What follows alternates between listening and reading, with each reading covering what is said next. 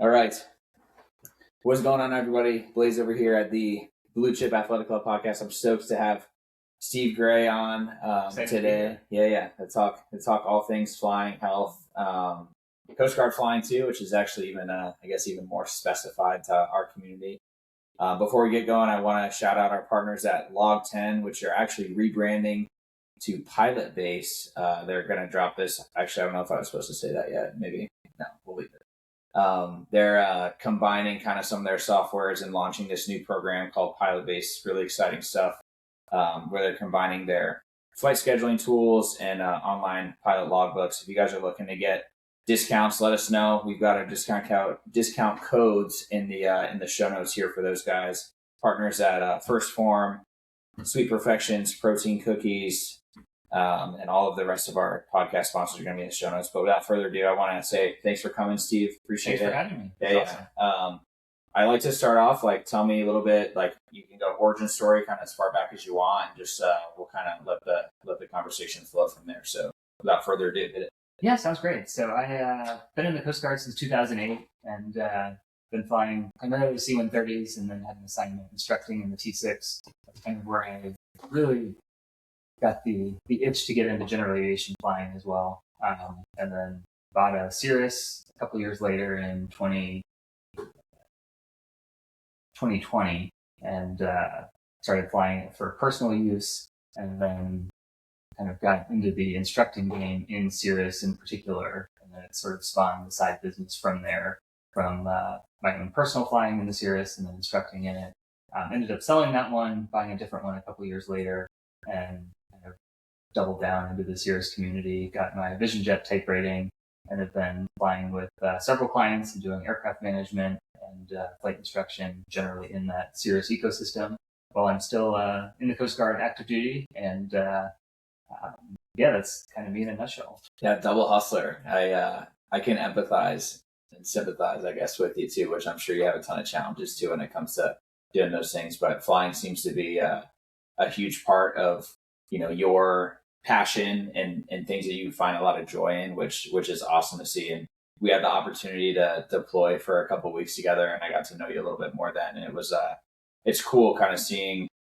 We do a poor job, I feel like, in the military of talking about anything that's outside of that very specific scope of 8 hours a day. People will kind of get lost in the sauce of talking about just those things, and it's I'll say refreshing to see people pursuing things that are outside of just the bubble of flying Coast Guard aircraft, managing people and doing all those things. But where are you from? Where did you primarily grow up?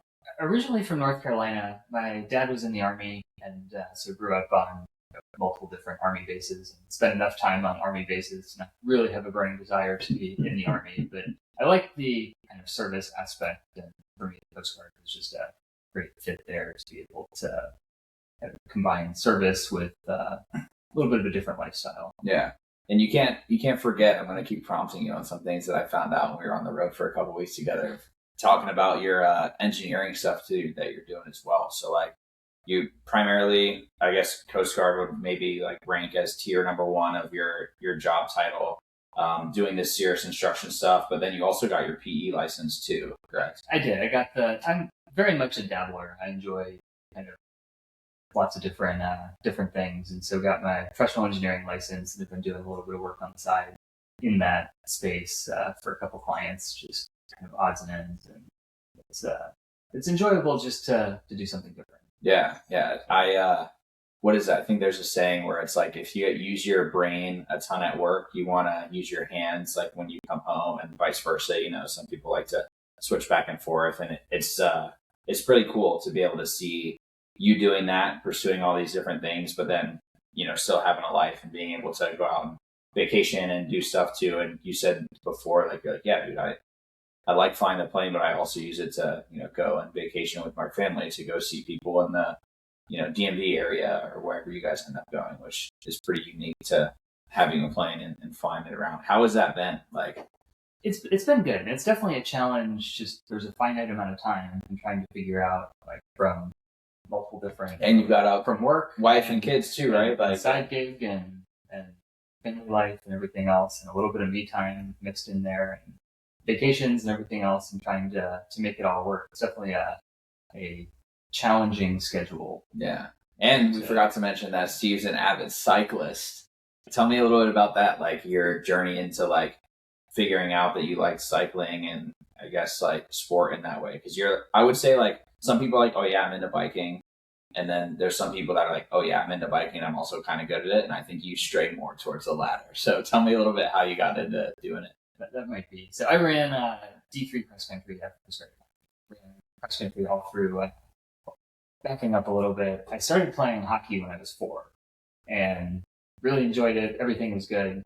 And about the time I was getting ready to start high school, I weighed 70 pounds and moved up an age group to where there were people in my age group that were pushing 200. And I was living in Germany at the time, and it became a full contact league, and I was just getting owned. I mean, just at every turn. The German leagues didn't really call conventional penalties. And so charging wasn't a thing, like roughing wasn't a thing. And so I was just play hard. And I was fast, but it doesn't matter if you're fast. You just get smoked once and you're seeing stars. And I discovered that running was a sport. Like I didn't realize that was a high school sport, cross country, where all you did was run. Yeah. Like, wait, that's the part of this that I'm good at. And kind of got into cross country and track in high school, did that in the Coast Guard Academy. And then I've had this weird kind of creak in my knee since I could remember, and never wanted to go to the doctor for fear of it being a medical disqualifying event for flying. Yeah. And finally, I make aircraft commander in the C-130. Like, okay, they'll give me a waiver at this point. Let me go get this looked at. So I go to what turned out to be a fantastic orthopedic surgeon and did the whole x-ray workup. And so I come in like, okay, what's the issue? So he puts my x-ray on the wall and then shows me sort of the stock. Like, this is your knee. This is what your knee's supposed to look like. See all this stuff that isn't here? This is supposed to be cartilage. You don't have that cartilage that's supposed to be there. Basically said the running is what caused that. From just that many years doing it. Wow. He said, if you basically go cold turkey running, we will stop the damage. So if you continue, you are going to get arthritis. It's going to be sooner than you want. I can't tell you when that's going to be. It might be a year, it might be 30 years, but it's going to be before you want it. And I asked, well, what can I do? So if anything that doesn't involve pounding is fine. Like walking's fine, cycling's fine, rowing, don't care. Swimming. He's like, but don't run, don't jump, don't those kinds of things. So kind of overnight, stop running, stop playing racquetball, other things that were really putting strain and pounding, and got into cycling. My dad had done some competitive cycling on a club team in college, and so I was familiar with it, but got into that and kind of discovered that I was fairly good at it and enjoyed doing it. My power output is better than anyone that I was competing against. And so got into it, and it was enjoyable and kind of just totally changed from my primary cardio being running to cycling. Yeah, I'm sure some of that, translates over, right? VO2 max is VO2 max regardless. It does, yeah. Yeah, interesting. And you had that whole base. Did you feel like, I feel like I'd almost be like running was like stripped away from me. Do you like miss like doing that in any way? Most days it's fine. Yeah. Like at that point, I was so burned out from running. I'd been doing it for so long. Like it was just, okay, I'm good doing something else. Where it's hard is when I'll have, all of my college friends really were the guys on the cross country and track team. Yeah. And no one's really doing it competitively anymore. But we'll meet up for, a guy's weekend. Everyone's like, hey, let's go do a 5K. And I'm like, have fun. I'll be back at the house. Yeah. And so those kinds of times are. Was there ever any discussion of like, hey, if you stop this cold turkey, there's some like, medical advancements that could help you like get some of that cartilage back? Because I have a friend who, shout out to John, one of my really good buddies from home, who he was doing for his, I believe it was for his doctorate at the time, or some high level like grad degree. He was essentially taking pig's leg in his like study, and they were injecting with 3D printed cartilage, and it would like morph into what's their knee essentially. So like they're starting medically to be able to figure out ways to get people some of that tissue back that wasn't previously thought to be like possible, because before, it's like use it and you lose it and you're out for your knees. So have you ever like heard of any of these things and advancements and been like, oh man, that's something that could be interesting for me to open the door back up? That's fascinating, and I haven't looked into it. What's interesting is I never had knee pain. Like that particular issue I went in for, it didn't hurt. It just felt weird. And he looked at it, he's like, yeah, it's just a ligament, little bone. It just, as you bend, it just goes over the... Does the other side have the cartilage? The other side doesn't. Yeah, both sides are missing the cartilage. Only one side has the clicking thing. So no pain, it just was odd. Basically, the reason I went in was like, yeah, not a problem at all. But this other thing. And so I go ski 1 to 2 weeks a year and do other things that I realize aren't good for my knees, and it's totally worth it. Yeah. But I also am not going to get into downhill skiing as a thing where I know the pounding is significant. Right. For 2 weeks a year, it's totally worth it. You're not doing, I forget the Olympic sport that I watched this year. Did you see it where the guys are going down the moguls? Oh my gosh, dude, like mogul battles, and they're like throwing triple backflips off this thing, and then like mogul battle. Yeah, unreal. Those guys' knees are made of steel. Yeah, super interesting.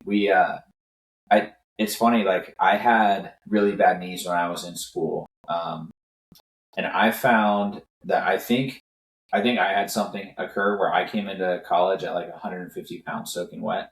And then by the time I was a senior, I was like 190 pounds. So I put on a bunch of weight, albeit, I don't know, some of it I'll say is probably good. Some of it's probably not as good, but I was still playing sports that whole time. And I think that my joints and ligaments were not ready to take the stress of the additional mass. So I think that my knees were the thing that primarily suffered from that. So I had sprained MCL and meniscus in both of my knees, and I was like trying to figure out, like, what am I doing, and it was always like lifting heavy weights, playing sports, suboptimal nutrition that I'm sure that you probably experienced as well, suboptimal sleep, which I'm sure you probably experienced as well when you were at our alma mater. But at the end of the day, I have since been able to kind of repair mine, because they didn't say that I had like knee issues. They said just sprained ligaments, to where now I feel like they're a lot better. And the reason is because I trained a lot of that mobility back into the knees. There's a couple people that I feel like have kind of helped shape the knee game, if you will. There's a guy, I believe his name is Ben, I forget his last name, Ben something, somebody can fact check me, but the knee over toes guy is like what his like handle is. And he talks a ton about like knee mobility, movement patterns, and ways to scale things to be able to kind of build those things back in. And he was a guy that had like shot knees, and now he's like dunking at basketball, and he's like in his 40s. And it's like unreal to watch like his progression too. So don't count it out all the way, I guess is where I'm going with it. Tell me a little bit too, like I know a little bit about flying like 130s just from like talking to people, but tell me about how that was. Like you leave flight training and you get into the C-130 and you flew that for like a long time, and now you're flying something totally different, like, and then you were instructing a little bit, like maybe hit on like some high points of like flight career in the Coast Guard, because I know you're kind of on like the back end of that, and like some things that you're, oh man, I wish I would have known this as a pilot, going through this thing, or like this was a really cool experience, maybe like a cool case that you had or something like that was kind of interesting. Absolutely. The interesting thing about going from flight training, where it was all, the entire organization focuses around student, like the joke when I was a flight instructor, and we would have a student that would complain about scheduling something or other, and they loved to throw out the term customer service. And my commanding officer would just cut him off right there and say, so just so we're clear, you're not the customer, you're the product. The American people is the customer. And that would kind of... Yeah. That's a taxpayer dollar right there. It's true. Yeah. A little bit of pause. But regardless, since the student is the product, like it was kind of all about them. And so everything was sort of there. And then to go to the legacy C-130 where we had a typical crew of 7, and it definitely changed the dynamic doing everything from the takeoff brief where you're doing the brief to about 5 different people for what you expect kind of all the pieces to come together. That was honestly one of the biggest, like the size of the plane, whatever, it's just what it is. But trying to manage that crew, and when you have a very good crew, it was awesome. Everything kind of just took care of itself. Everyone knew when they were supposed to do, what they were supposed to do, and it just happened. And it was awesome. But then if you had a crew that was, shall we say, weak swimmers, then because the way the plane was set up, it required lots of people to do everything. You couldn't do everybody else's job. And so there were times where it felt like you were having to drag people through the job that they were supposed to do. Kind of finding that balance, like, I don't want to micromanage, but you had some people that needed significant management, whether you call it micromanaging or not. Yeah, it's interesting that even in a job that requires like the pace of, you're flying at 200, 300 knots or whatever over the water or going to do search and rescue case or whatever, that you would still have this wide disparity of people that are strokers or really, really excel, and then people that are like struggling to get by, meet what I'll call like minimum standard for that. And then you went through that time in that aircraft and were instructing at the standardization branch, which is like teaching people how to fly that plane. And then you also went back to instruct in the T6, which super cool. Obviously you have a passion for instructing and coaching. Like, tell me how you kind of landed on that, like being like, oh yeah, like this is something that I enjoy doing, because you're obviously doing it now in the Cirrus. It seems like it's like, oh yeah, this is fun for me to teach and to show and then watch somebody get the, whether that's the aha moment or whatever that is. Like, how'd you find yourself in that position?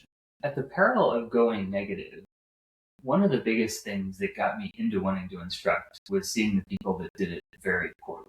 The instructors that I had that were frankly atrocious. The screamers, the ones that just wouldn't explain, that just didn't have any patience, whatever the different reasons. There's lots of ways that you can be bad at that job and fewer ways that you can be good at it. And in many ways, it was the bad ones that made a bigger impact. The great instructors did make an impact on me, and that's what I strive to be like. But it's a more visceral reaction from the ones that I had that were poor, and I guess that in a way motivates me more to make sure that I avoid those pitfalls rather than striving to be like the ones that are excellent. Yeah, it's interesting, huh? I think that's pretty similar in a lot of different ways. End up like taking a class and I'm like, oh, I can't remember, 95% of my like mid-grade professors, but you typically remember the ones that were like really, really good and left an impact. And you always remember the one that was either an asshole or like they just yelled or like they just didn't do a good job. It's interesting how people kind of tend to the negativity bias, which, is probably easy to do too. And when you're seeing, how many students would you say that you trained when you were, I guess, between the C-130H and the T6? I mean, you probably saw hundreds and hundreds of people, right? Hundreds. In the T6, on many weeks, you'd be scheduled for 2 different students 5 days a week. You could possibly have 10 different people a week with 10 vastly different backgrounds, 10 vastly different ability levels, often vastly different positions in the syllabus. So you get some people that are about to finish.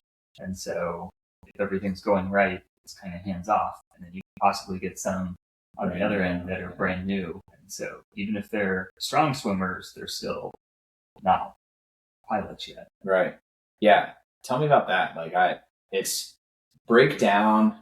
I guess we should talk a little bit about like what naval flight training is, and like the structure, and then like break down a little bit of that too. Cause I feel like it's interesting and important to understand like where they take me. And I think I've said this story on here multiple times. I may have told you the first time that I got into a plane, it was a Cessna, and I was doing IFS, which was Introductory Flight School Screening.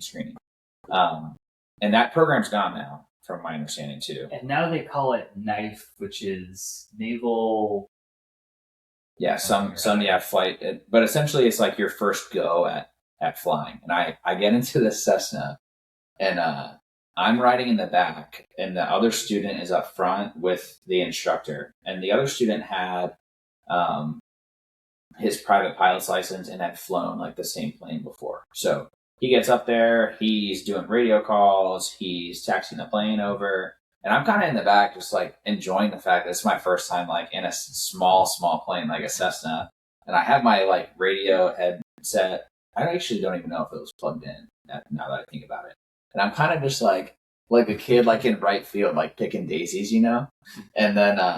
And then eventually we land, and the instructor and the guy's like, all right, good job.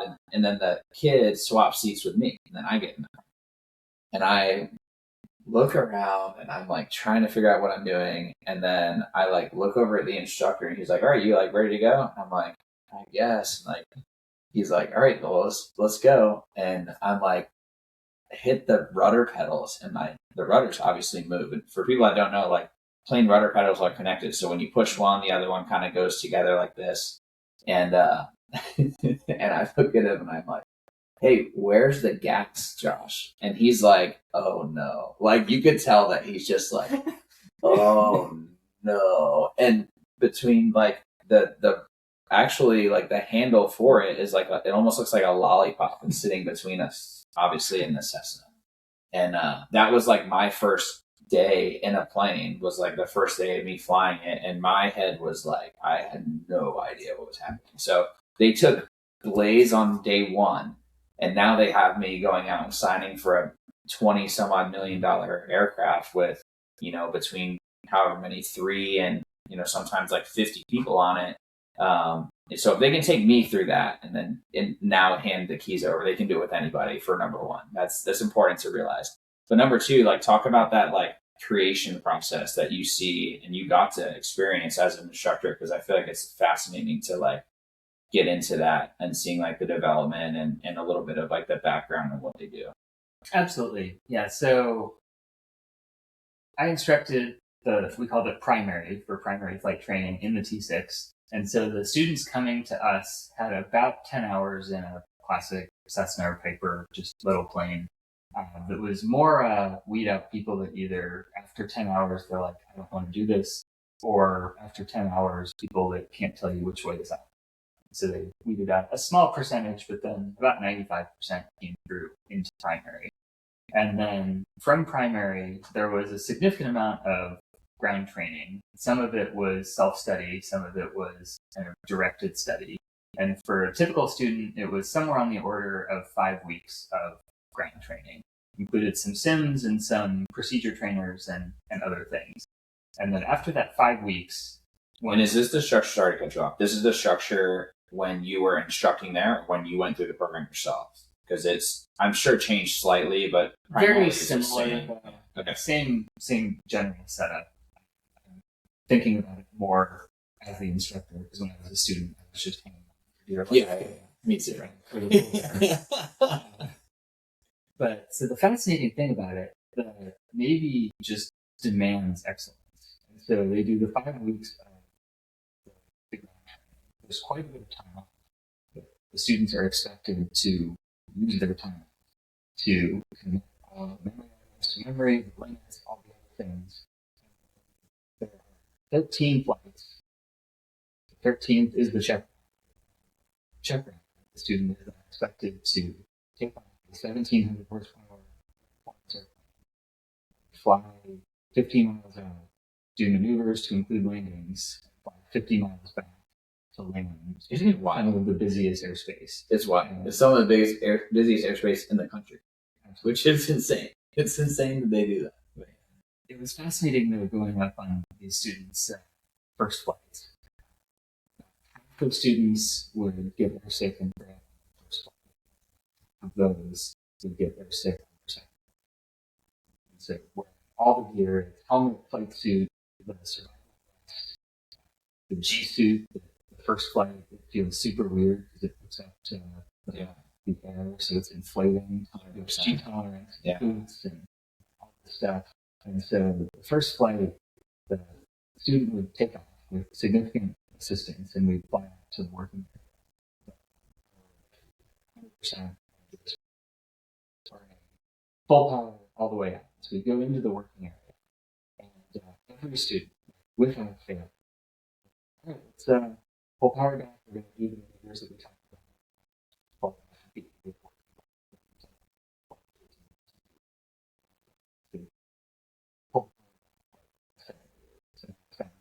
Percent to 9%. It's still just ripping. They pick an airspeed, so now we're just so every student, okay, let's reduce some power, so we stay in the block. Fold it back another centimeter. Okay, let's reduce power. Fold it back another centimeter. They don't want to make a movement there. Yeah. So finally, we get to the point where we're going to top the block. So when we get to that point, controls. Well, it all roll into the full 5Gs. Split off together. The first flight with everybody. Oh, no. We could, it was like after I tried to coach him through it. All right, reduce power, let's level off. And then you hear. No wonder half of your students were reacting on the first flight is because you just put them into aerobatics on the first day. That's funny. It was also knowing there wasn't any administrative penalty for throwing up on the first or second flight, but after that, there was. And so for most people, if you got it out of their system early, then they kind of acclimated and it was okay. But if you tried to eke it through, then it created all these administrative problems for them. Yeah. You could just see their head explode, like roll inverted, and now the world's that way, and just like no idea what just happened. Yeah, and then typically now, and it may have been a little bit different for you, but I think it was the same because you were instructing about the same time that I think I was there as a student. But you typically end up doing those first block of 10 or you said 13 flights. 13 where the 13th is the check ride. With the same instructor. And then the check rides with somebody else. Is that right? Yeah. So you do 12 flights with the same person that kind of helps to see your progression and probably can point out like, hey, here's the things that you need to work on. How was that taking somebody through that beginning phase where you get to be like, hey, you're almost like, I don't know, you're like their sea daddy, like teaching them how to do the thing. Like how was that and the progression that you'd see in like a student from day one, or it's not day one, but hop 1 to hop 12 that you saw? It was special being part of someone's training experience. Yeah. And I absolutely think it was the right call to have one instructor paired with that student. And then of those 12 flights, I believe it was 3 or 4 they would do with someone else, just to get a couple different opinions yeah. and it could help catch like, hey, they've been doing whatever and you can't catch everything. So that was quite useful. But I ended up having 10, they called it on wings, while I was there as an instructor. And it was fascinating seeing most of them were generally in the middle, but you had people that would struggle with a lot of the same things. You'd also have people that would struggle with things that, wow, I've never seen someone struggle with this particular item before. Yeah. So, okay, how can I explain this? I tried the 3 ways that I have to explain this concept, and then having to kind of dig deep. Okay, how can I explain this a different way? Clearly, shouting louder isn't the right solution. Like that doesn't work with anyone. But there's some way to get through to this person, and got all of them through the process. So it was, which is fascinating too, right? Because you say 1,700 horsepower, and for somebody like they're like, oh yeah, I mean, some people may know what that means and feels like, but like I like to explain the T6 as like you're like flying a Ferrari. Like it literally feels like you can like beat the shit out of it. You're ripping it around. I mean, you talk about pulling 5 Gs in that aerobatics maneuver, and like I think the G limits were like 7. So like when you're doing it, like you really feel it. I mean, you're almost 7 times your body weight sitting there in the seat. And oh, by the way, you have a rocket under your ass in the event that you have to eject out of the plane. In the G suit, I mean, and you feel totally Top Gun-esque, especially your first time in it, like wearing the helmet with the visor and the full gambit. Like it's super fun. Like I thought it was awesome. It was, and what was fascinating about it, when you expect excellence, most of the time you get excellence. Like you the ejection seat, what a lot of people don't realize with the ejection seats, you're sitting on the ejection seat, but the parachute is in the little box behind your head. And so the upper straps for your harness, that's like the top seatbelt, is Just good. If it's the wife, you can answer it too. So. the upper straps are connected to the parachute. And so if the seat is live, if you were to accidentally eject and you're not connected, you just fired yourself 150 feet up and the parachute is not attached to you. Holy shit. So it is entirely fatal, kind of. No questions. I did not know that. There's just so many things that if you don't do right, it's fatal. Yeah. Like if you forget to safe the ejection seat safety pin before you pull under one of the overhangs and you accidentally eject, you go straight into the steel beam right above you. So they had these hard and fast rules. Like you would fail the flight for forgetting to safe your ejection seat before pulling into a canopy, or undoing the safety pin for your seat before doing the upper harness. So it doesn't matter how well the flight was, you mess up that one thing, you fail.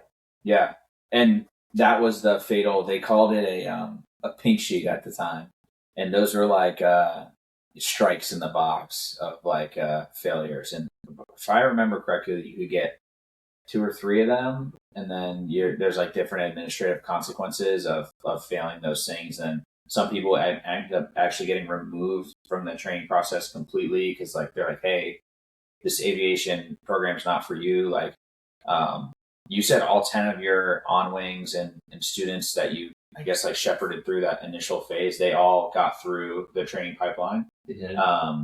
But I'm sure that you saw and were with other instructors that like they had people that didn't, whether that was the instructor was involved in that or the student just didn't have it. I mean, that's the reality is it's not for everybody, right? So what was that like? Like, or have you ever seen or had something that was like super challenging in that way where you're like, oh man, like this is really stretching me, or it'd be hard to fail the student for X, Y, or Z thing.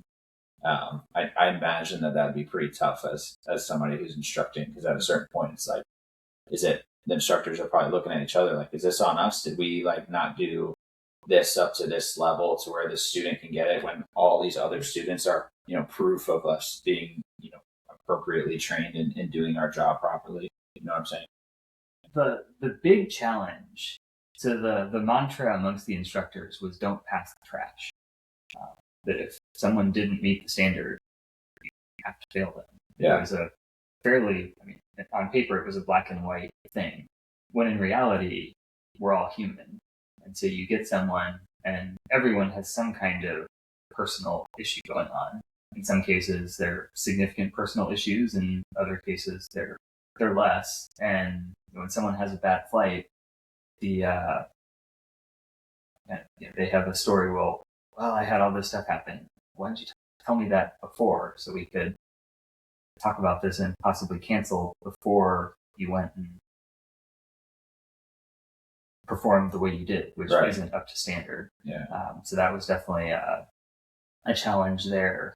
I had one student that I should have given a ready room unsat, like should have failed before we even went to the plane. The brief just was tough. Just didn't know what she needed to know. And it was kind of on the fence. Should I? And decided not to. And so then we go and fly, and the flight went just as poorly as the brief was going. Because when you don't know the basic academic portion of it, the flight's never going to get better. Yeah, because if you're struggling to rehearse it on the ground, then you're definitely going to struggle to rehearse it when you get, what do they say? You get like 50% dumber the second you're sitting there and flying the plane, right? Absolutely. Yeah. And so what ended up happening? You ended up failing around the flight, or how'd that go? The flight was passable, but then I was still kind of beating myself up a week later, and I overheard 2 other instructors that had flown with her on subsequent flights talking about how poorly those flights went. And then she ended up graduating from primary and selecting helicopters, and it kind of got real to me that I passed the trash. She's now going to be a Navy helicopter pilot, and someone's going to be relying on her in this aircraft. Right.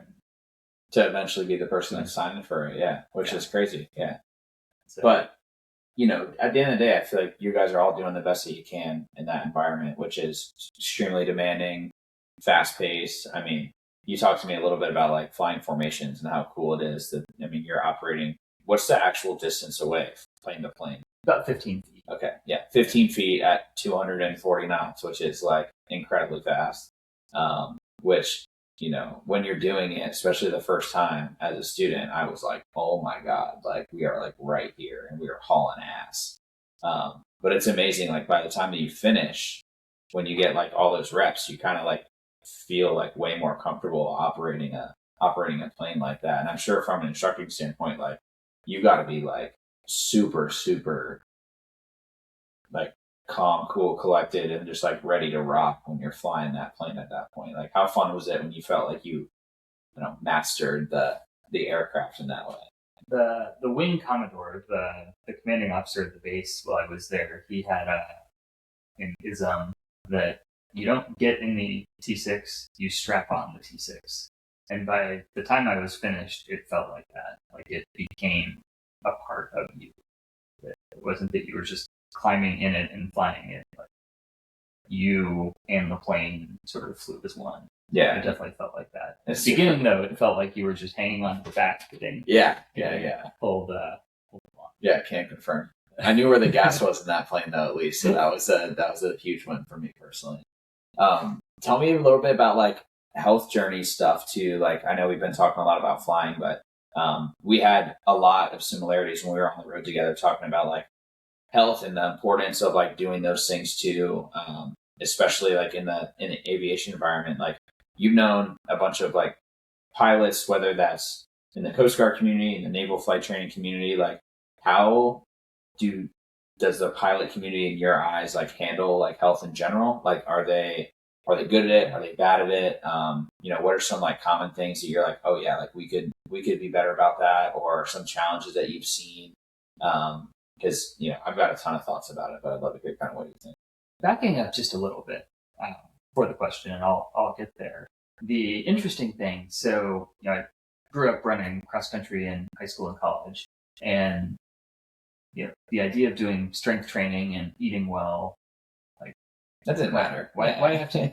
I don't need to do that. I run, so I don't have to eat well. That's right. At one point at the Coast Guard Academy, like with chronic lack of sleep and all of that to go with it, I kind of realized we were at a restaurant on a weekend, and I think I had eaten an entire large pizza, and that was okay. I'm burning a bunch of calories, but then what kind of made me do a double take, I realized that like they had the fairly big glasses for drinks, and I was on refill number 5 of soda.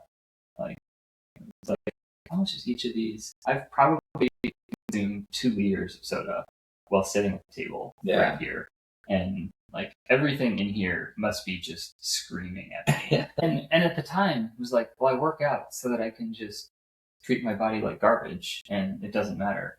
Like when I graduated high school, I probably weighed 130 pounds. And by the time I graduated from the Coast Guard Academy, I was 135 or 140 and clearly had zero muscle. And you were fast, though. I was fast. What was the 5K time? Best 5K at that point, 15:37. Oh, a 5-minute and change mile for, that's fast. But I doing great. Yeah. Kind of as the years have happened, kind of realized that health isn't just cardio. Like my cardio capacity is still awesome, but everything else has to support that. With the knees and everything else. And so I'm still not where I need to be, but I kind of looked at, okay, how can I make the rest of my health match the cardio? Yeah. I don't need to be a bodybuilder, but I do need to have muscle to support the ligaments and tendons and everything else, so that I could still do the things that I want to for many years going forward. And so kind of getting back to your original question, the so many people just expect, especially if they were athletes growing up, they expect, yeah, I can just keep doing what I was doing in high school and it's just going to be fine till I'm 60. And that's not the case. And so it becomes very much a choice. Like you have to choose health. And in some cases, I mean, it doesn't mean never having any fun and saying no to fun. Like, yeah, I had ice cream after dinner last night. It doesn't mean you can't ever do that. Yeah. But I also do that way less than I used to. Right. I was burning 7,000 calories a day. Yeah, and running eating honey buns and Pop-Tarts for breakfast. Yeah. Just do whatever I wanted, and it was fine. And that's definitely changed a lot. And it's an interesting perspective having to focus on things that before were never even anything that we think about. But yeah, it's interesting that like the shift that I feel like occurs in everybody, it seems similar. It's like you hit a point where you're like, I'm not doing this anymore for either A, the athletic performance that I was doing before, B, sometimes most men end up going to the gym so that they can like pick up chicks. Like that's a reality too, right? So look good naked. Yeah, like right. That's important.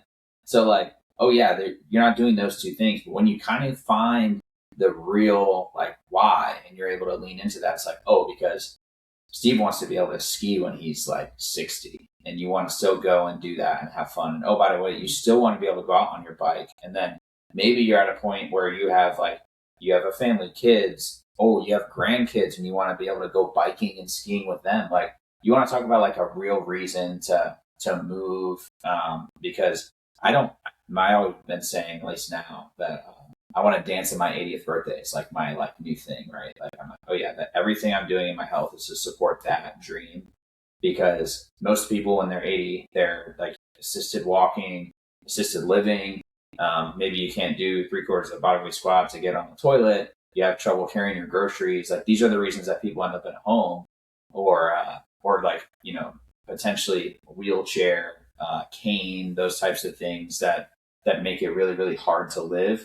And not only am I fundamentally against being a burden for anybody who's a family member of mine, like if I can't wipe my own ass, man, I'm sorry. Like just give me the shot, dude. Like put me down like a stray dog. But at the end of the day, like I don't want to burden anybody else in my life in that way. And I also want to make sure that I can have the most fulfilling life for as long as possible because Father Time's undefeated, right? Like there's no, we're and it's pretty great. Like maybe we can get like turtle age at some point where people are living to like 120 or something like that more frequently. But the reality is, I don't know if we're going to get to that point, and you only have that finite amount of time to really make it count. So it's interesting, like the pilot community, especially, like you've got these people that are doing this sitting for 8, 10, 12 hours and they're flying, and then they got sleep cycle issues where people are going from east to west coast or whatever, and then they're struggling to get like a normal schedule, a normal eating schedule, a normal training schedule.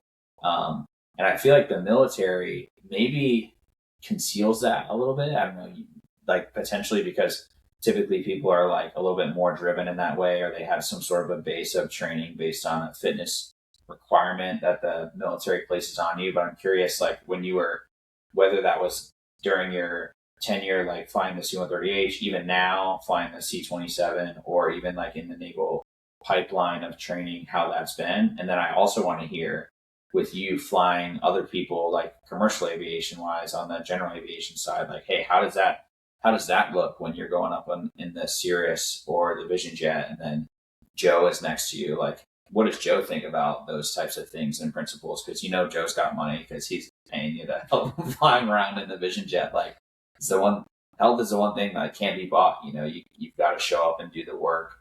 You can't just like buy a fancy car. You can't just buy a fancy body the same way. What's a couple things to unpack there that's it's fascinating. You have a lot of people that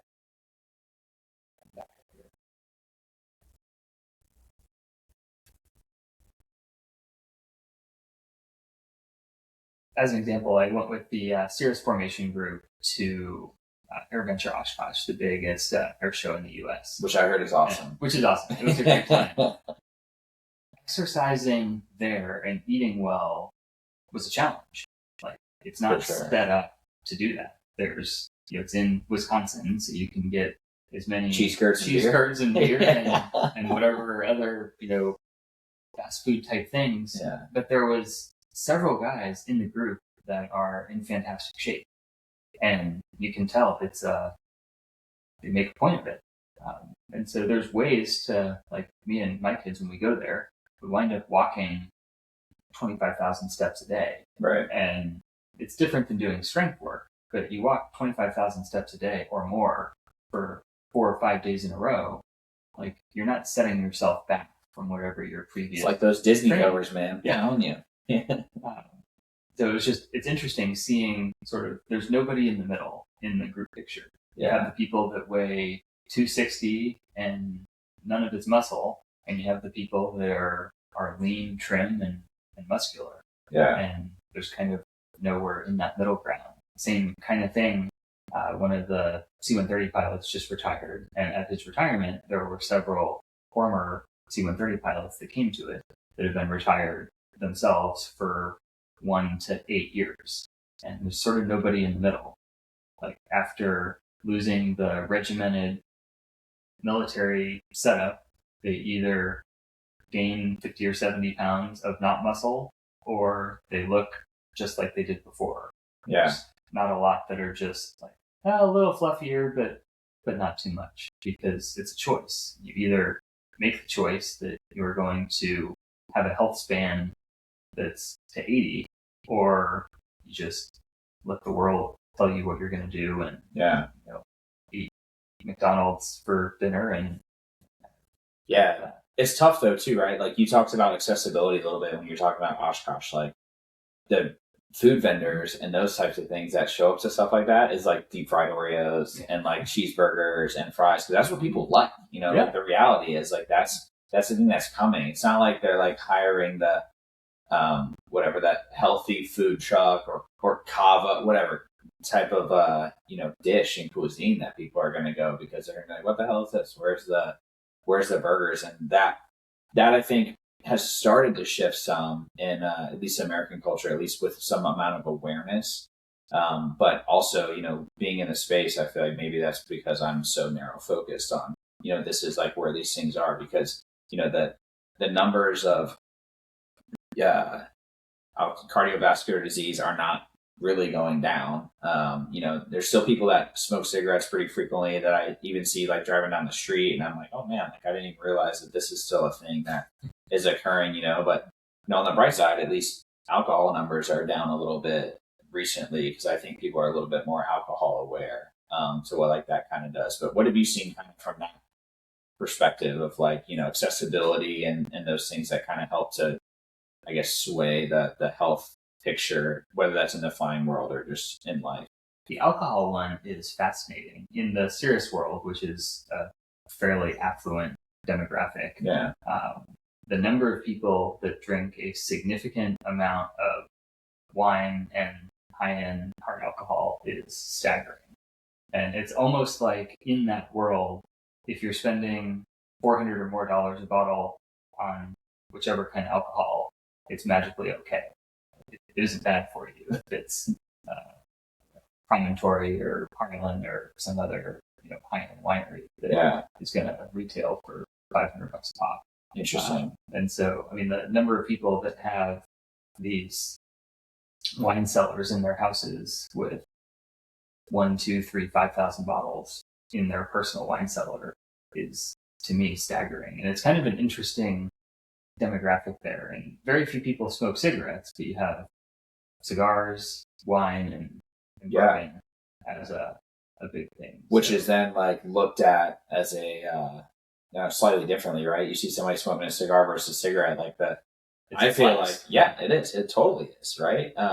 Same with the bourbon glass versus a beer. I feel like, like, it's the same style of thing. Like, no one's yelling at the guy who's pouring the bourbon glass to be like, oh, we get healthier, and that's pretty unique take as well. And not to mention too, like, are you ever going to drink 1,000 or 5,000 bottles of wine? Like, Is that even like, are you even possible? Like, I don't know. One of the guys we were talking to, he prefers his reds to be aged, I think it was like 8 to 10 years, and the whites 6 to 8 years. And so he buys them for his household, goes through about 300 bottles a year, and he buys it the year it was bottled, and then stores it in his wine cellar until it hits the 8 to 10 year mark. And so he has this whole like organized system in there. So he's got 300 bottles a year. 300 bottles a year. That's insane. And it's only him drinking it? No, I mean, like, it's got to be like his wife at parties, and there's other things, but it's not uncommon for a husband and wife to open and finish a bottle in an evening. Yeah, for sure. And I've done that feel too. Like it's for sure. I'm not trying to paint the picture. Like, I haven't done that before in the past, but like, I'll say like that the clip that's at is staggering. You know, it's unreal, and it's an interesting demographic that I feel like unless you're involved in the community in some way, it's probably not even something that people are privy to, right? Yeah. Like, so unique. And what do you think is the biggest challenge for people that are sitting there, whether they're in that community or whether there's somebody who's getting ready to like knock on the door of the aviation community, whether that's general or military, like, hey, this is a health challenge that you will be faced with, and give it some thought to like, hey, this is how you could potentially combat that. Things that you could do to set yourself up for success. Like, what do you think has been helpful for you? Because again, Steve's a super fit guy. Like, keep it in the Cirrus world. The joke is that the Cirrus is the standard doctor lawyer killer. You get people that are professionals, lots of doctors and lawyers, that finally have enough money to buy this airplane, and they're working this absolutely full-time job to pay for their life to include the airplane. And so they don't have enough time to spend getting proficient at flying it. They want the utility from it. They want to be able, they bought it because the advertising that Cirrus does is phenomenal. Like, yeah, you can just hop in and go to Vail for the weekend and then come back. People are like, yeah, I want to do that. Whereas the amount of skill it takes to successfully do that safely day in and day out is staggering. The same way the amount of effort it takes to stay healthy is significant. So you get some of these doctors and lawyers that are working 60, 80 hours a week because they have possibly debt, if not just the investment of all of the school and getting to where they are. And so you've got 80 hours a week that's already taken from that. And now you have your hobby, flying a plane, and the joke with flying, which isn't really a joke. If golf is your hobby, you can suck at it and it's still okay. It's a good hobby. If flying is your hobby, you can't suck at it. You're going to kill yourself, your whole family, or somebody else. For sure. And so you start adding up the hours, and you start with 80 at work, and then some minimum you have to sleep. Most of these people aren't sleeping enough, but at least some. Then you add the time to stay efficient in the plane, time to stay some semblance of fitness on top of that, and just run out of hours. Yeah. And so with many of these people, they're so driven, they've gotten to this place. The easiest thing to cut is sleep. So you kind of start there, and then once you cut sleep, trying to stay motivated, you can just hammer through for a while. But you and I have both tried to hit workouts when you're just dead tired, and you can get through if you muscle through for a while. But then after years of that, it's really hard to keep that level of motivation. I feel like that's something that I feel like affects a lot of professionals in those environments too, right? Like you're expected to, be at work or do these things or maintain this lifestyle that you've then, you've got the G-Wagon or the plane or the spouse or the family that has gotten used to or accustomed to this style of living. And you're living at your means. And then when you get a promotion or whatever, like the means just continues to grow and just bigger. The plane gets bigger, the boat gets bigger, the house gets bigger, all those other things get bigger. But your time is never truly getting larger. You're not freeing up more time, right? The most free time you'll have is probably like, right now. And then you think about your life 10 years ago and you're like, man, I didn't feel like I had any free time then either. And you're now thinking, man, I could have done so much more with all the time that I had. And it's really interesting to think about, like in the professional world, like those are huge errors that people are, I mean, you even talked before about people that are like good and proficient at aviation that like you still cannot plan for every single thing to go wrong. Like that mishap that we had talked about that happened in Colorado. Like you could do everything right, and then like the situation still is like, oh man, we still would have messed that up. And it's funny. I don't think I've told this story on here before, but I was getting ready for my first like cross country solo when I was in the Cessna. And it's pretty funny how they kick you out of that plane after having like 20 hours in it and be like, oh, we'll fly, 50 miles this way, do a touch and go, and then come back, and then you're cross country solo complete, right? So I get in there and I'm flying, and I knew just enough to like safely get the plane there and back, but like not enough to like ask for the things that I kind of needed because I hadn't had enough time in the plane. So I was flying visual flight rules from Pensacola to Alabama to like Mobile's downtown airport. And I'm flying over that way, and I'm low enough to where I'm like essentially just under the cloud base. And the way out there is fine. I go there, I do my touch and go, and I start coming back. Well, the clouds started to come down on my way back. And I did not realize, like, I'm talking to the controller and they see me, but like I'm starting to like pop into the clouds, and I'm like, oh gosh, like, and then I'm like looking at instruments, and I've never flown instruments before, and I'm trying to figure out like what I'm doing there, and I'm like in and out of the clouds, and I'm like, oh my gosh, like I'm just flying east in and out of the clouds, and I'm like, it didn't even occur to me that I could like just pop down 1,000 feet or 500 feet to get out of the clouds, tell them that I was doing that, or ask if it's cool with them, and then continue back. And then my radio failed on the plane too as I'm coming in. So they must have like made everybody stay out of my way, because I'm getting like light gun signals on my first cross country solo from all of these things. So like I landed and I was like, oh my gosh, like what is happening, And thankfully, now I just realize like, hey, that I'm still not armed with information. That's part of the thing that I like about flying, and similar to health, is you never know everything. Like you always are able to learn something from somebody, whether it's somebody who's brand new at it, who like point something out and you're like, oh wow, that's a very interesting perspective, or somebody who's been doing it for forever, and there's always going to be somebody smarter than you, better than you, which is probably somewhat frustrating at the same time, But it's one of those things that I feel like you're never quite there, and I continually look back and I'm like, oh my gosh, like they let me as an idiot 22-year-old like go out and do that, and then I'm somehow still alive. How did I get lucky?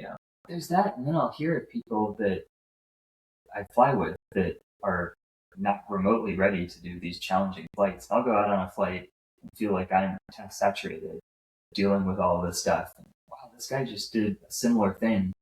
How did he not die? And it's sobering. Yeah, for sure. And I'm interested too, like I've obviously flown with you in our plane before, but how is it different when you go fly on the GA side and someone's like, oh, hey, I want Steve to come out and instruct me in this aircraft. Like, what does that process look like? If I were somebody listening to this and I'm like, oh yeah, I live in Colorado and I've got a Vision Jet or XYZ plane, Cirrus plane that I want to like learn how to fly. Like, what does that look like for you as somebody like reaching out to you to do that? Absolutely. Yeah, I'm happy to fly with people all over the place. I have clients in multiple different states, and I'll airline out, fly with them, airline back, do kind of ferry flights. I'll do flights with people looking to get time, like, hey, we've done a route where we fly out to Colorado, go do the big mountain airports, Aspen, Leadville, Eagle, Telluride, do the Grand Canyon, kind of make our way back by Sedona. And so it's a great way. Hey, I needed to get, 30 hours just for insurance or whatever other purposes. Let's just do a week trip. And so I'll fly with people for that. And within that, you'll have some people, hey, we're going to do this week trip. Let's make it interesting and go somewhere that's cool to see. But I also want to really learn the plane. And so when we're cruising with kind of nothing to do at that point, we'll just talk through systems and emergencies, and they're just kind of taking it all in. It's a long day, but they're kind of getting that out of it. And then other people, if they're like, yeah, I just want to see all this stuff, and insurance needs 30 hours. And so I effectively become a taxi driver. Yeah. They're sitting there and I plan the entire route, have everything in the flight plan where the plane's effectively flying itself through a canyon so that we can see all the cool stuff. Yeah. And I'm happy to fly with people in both scenarios. Like because you enjoy doing it either way. Business. Yeah. And I'm trying to help people with their goals. The problem is when someone doesn't realize that that isn't training. Like that's just getting hours. Yeah. Which is fine if that's what they want, and I will do that for them. But kind of the quality of the time. The quality of the time isn't sure. all the same. And so trying to make sure that everyone's aware of what they're getting. Even if it's what they asked for, make sure that they know this is what you asked for. That's not getting you toward this other goal that you said you want to do. You don't always have to be moving toward that goal. Yeah. But you can take a day where you're just kind of enjoying the sights, right? But yeah, which is interesting too, right? Like, are you typically flying, would you say the percentage of like people that are flying their own plane versus someone else's to then like with the intent to fly themselves in the same capacity that you are or fly their own aircraft? Like, what would you say is typically the spread there of people that you're seeing? About half. The challenge in nicer airplanes, if you want a plane that wasn't like the one that you did IFS in, there's a couple places that will rent them, but in general, in the Tampa area, if you want to have access to that, you buy it. Yeah. So lots of people buy the plane first and then hire me to teach them for it. And about half of them, the goal is once they get their typically private pilot instrument rating, then they go off on their own and it's awesome. And then I may fly with them once a year afterward to do insurance mandated annual training. Of the remaining half, about half of those, so about a quarter total, got their private and possibly even instrument and meet kind of the minimum levels to be a capable pilot. Yeah. But they're not really comfortable using the plane for the utility that it can get. If they wanted to go up to New York, they're not comfortable dealing with the weather and multiple state crossings and all of that. So they'll hire me. Cluster fuck of airports that are all over there too. Yeah. So even though they are legally able to do that, they don't feel comfortable doing so. Right. And in most cases, they're at a financial position where the cost of hiring me in the scheme of airplane ownership in their life isn't that significant. And it makes it so they then don't have to have near as much stress because I'm sitting in the right seat, making sure that they stay safe right the whole time. And then the remaining quarter, they buy the plane with no intent of ever flying it themselves. But because they have access to the plane, they only have to hire an instructor or a pilot to fly them. Yeah. So it's strictly I'm sitting in the left seat flying their plane when they want to go somewhere. And occasionally, depending on the person, they'll be interested in, I'll try a landing, teach me to do this, but they're not going to get a license. They're not going to be able to fly. Yeah, so that percentage is probably the person that like their time is so important and relevant that they're just like, oh yeah, fly me here. And then are they like working most of the time? Are they even enjoying like the? That's what I expected, but then what I realized, there's a fair number in that quarter that not only there's that group, there's also ones, this is their hobbies. They want to be able to go places, but it's their hobby. So they don't have any interest in putting the time into the study part of it. They're like, I have 90 minutes a week that I can devote to whatever hobby. It's not going to be studying something at my computer. Yeah, they're not going to practice or something. Yeah. And so they may, at some point, years down the road, get a private pilot license. They also may never, because I can hang out in the right seat and they can fly and their friends think they're a pilot and they own an airplane. And the friend sees them flying and I'm sort of the marionette operator. Making it all happen. So that's funny though. I had never really thought about it, and I'll say like, even with the amount of hours that I have, which is definitely not a ton in the realm of aviation, I still feel like there's so much that I end up learning and absorbing from flying with other people too.